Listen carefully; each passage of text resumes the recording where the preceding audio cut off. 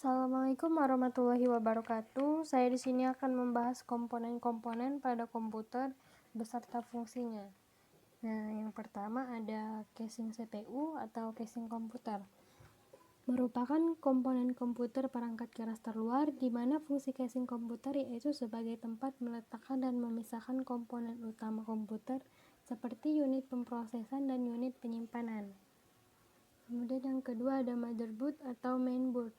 Merupakan komponen utama dan komponen komputer paling penting, karena pada motherboardlah semua komponen pemrosesan dan penyimpanan akan diletakkan serta terhubung satu sama lain.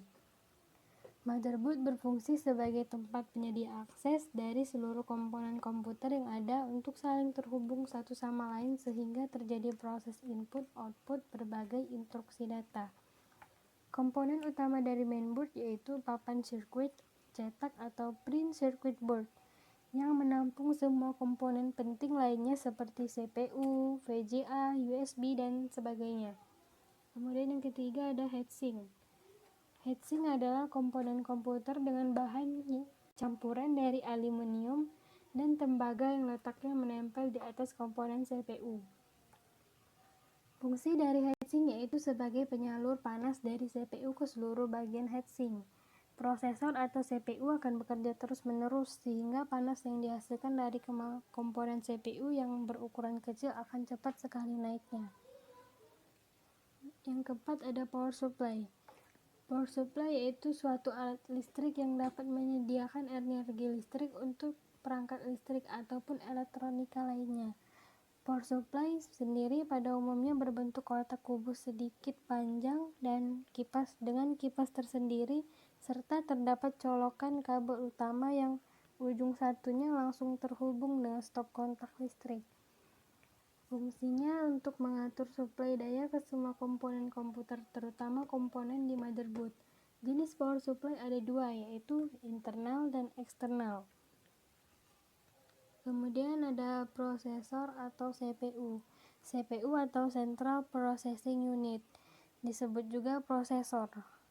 Fungsinya untuk memproses data yang diberikan serta menampilkan hasil pemrosesan berupa visual ataupun bentuk lain sesuai perangkat keras yang digunakan. Berdasarkan lebar bitnya, terdapat dua jenis prosesor, yaitu 32 bit dan 64 bit.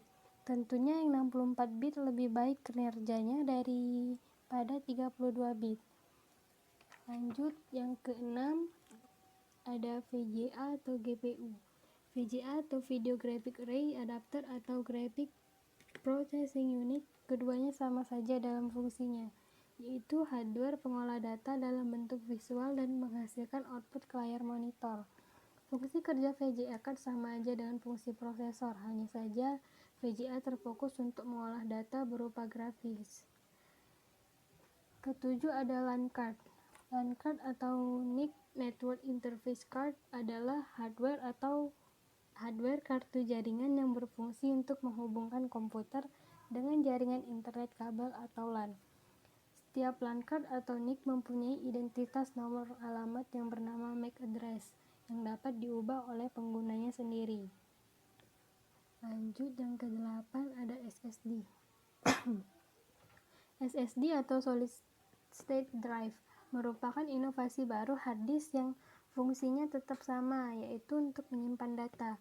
Hanya saja SSD menggunakan IC atau Integrated Circuit untuk penyimpanan yang lebih baik dan lebih cepat dalam pembacaannya. Kemudian yang RAM atau Random Access Memory, yaitu perangkat keras pada komputer yang berfungsi untuk menyimpan data sementara ketika komputer dioperasikan.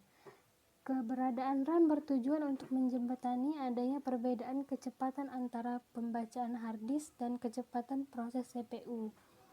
Lanjut, yang terakhir ada hard disk.